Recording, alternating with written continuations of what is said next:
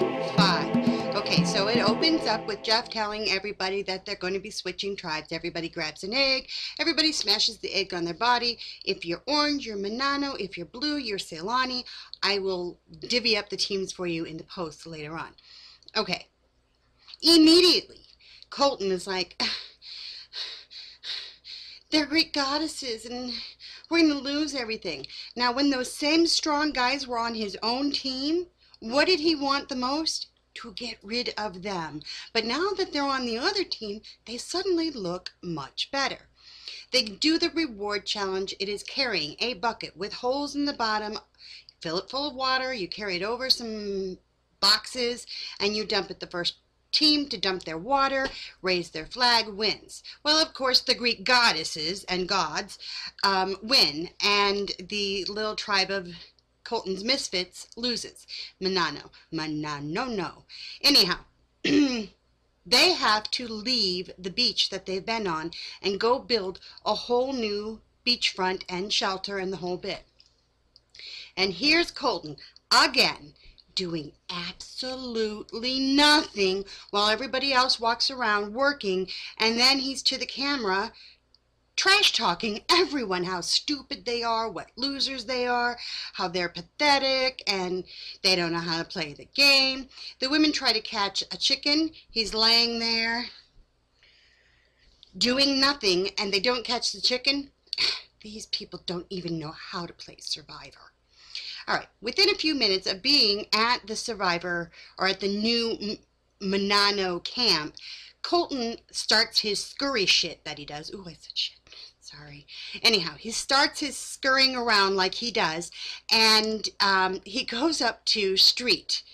Street, for one brief shining moment, I thought she actually had a brain, and it went something like this. Colton. So, don't tell anybody, but what I'm thinking is that we should get rid of Christine. Street. No, that's unstable. Now, mind you, she hates Christina. 20 minutes later, Colton.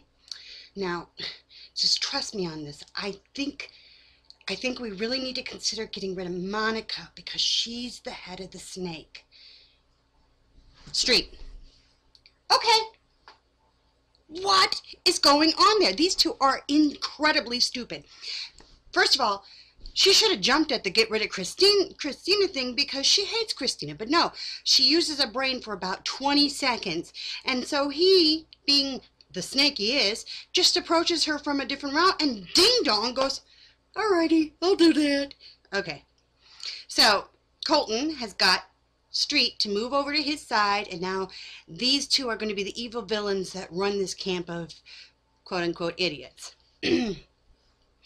Over on the Ceylani tribe, I think it's Chelsea, who has just completely abandoned her group of girls, sided up with Jay and Troy, and then she finds an idol. But first she prayed. After looking for a long time, she couldn't find it. So then she prayed to find the idol, and I'm thinking to myself, well, yeah, don't you know God doesn't like you to worship false idols?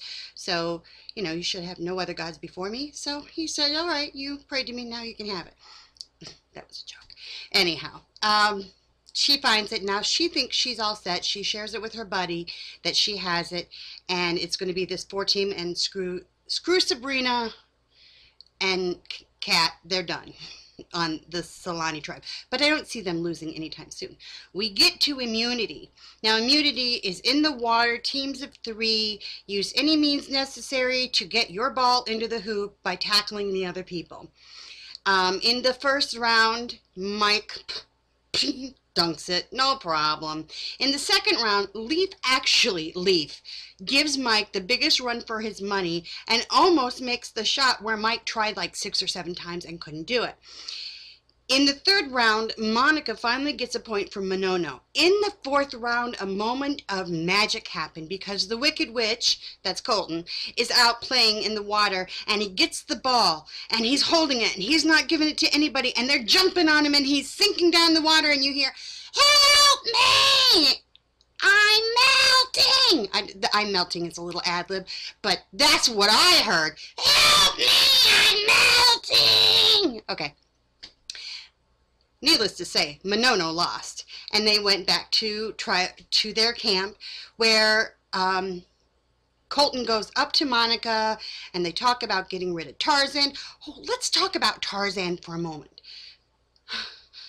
Bill, first of all, Jeff, would you do the American public a favor and have a reward challenge that benefits us by giving him a new freaking swimsuit? Get rid of the Speedo. Secondly, apparently, Bill is a, oh, what is he? I had aphasia right there. That's what that was. He's a plastic surgeon. And I'm looking at him going, no, I need a lot of work done, but if I went to him, I'd have boobs on top of my forehead. I mean, they might be good for shade, but nothing else. So, Bill, not Bill. I keep saying Bill. Why do I keep saying Bill? It's not Bill. I have aphasia. Tarzan.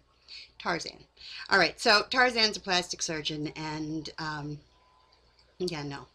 He's got lots of words in his vocabulary, but, and he has no memory whatsoever. So Monica has no idea, and Christina has no idea that Monica's getting voted out. Now, my biggest complaint about Survivor this season, besides Colton and Street, is Jonas. Jonas!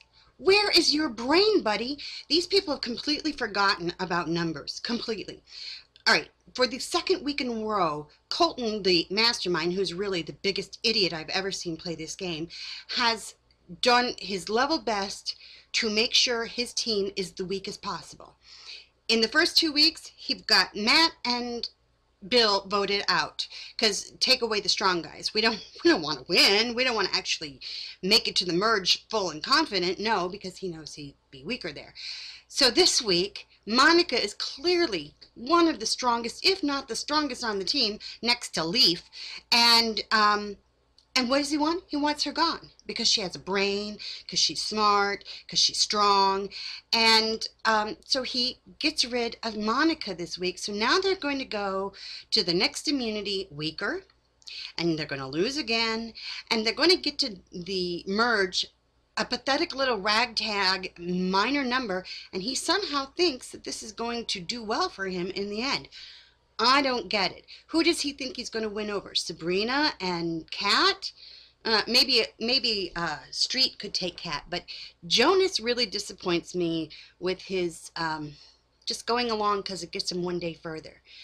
Very short-sighted, very stupid, and unfortunately Monica went home. I was really disappointed in that, and I can't stand Colton.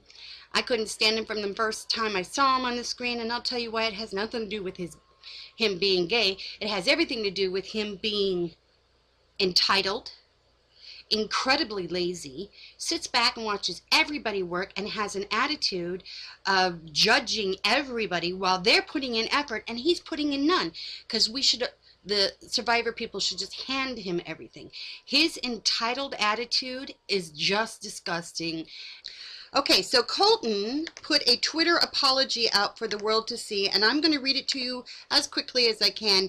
Were my comments ignorant? Yes. They were meant to be funny. I see they weren't.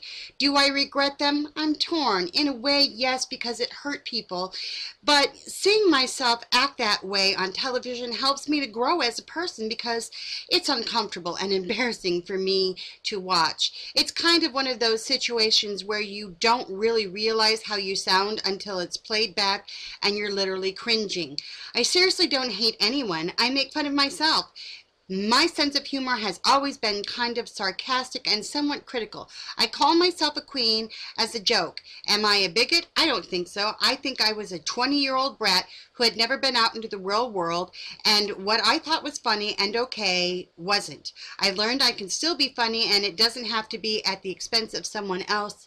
Pageant wave. Okay, so all right, he apologized.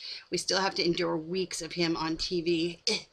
Now, the thing is, I'm not going to give you a pass on the I'm 20, so I shouldn't be blamed for it, because the whole LGBT community has been on this, anti-bullying move, which is appropriate, and they're saying that kids in high school shouldn't be bullying other kids in high school. Those people are under 20. So if we're going to hold that standard for kids in high school, I say we can hold it for some 20-year-old brat who thinks he owns the world. I'm just not a fan of either Alicia and Colton. The one thing I am dying to see is the two of them eat each other alive. Cannot wait for that moment, because those two deserve it. All right, this is Diana. I'll catch you next week for Survivor One World, the recap. Bye.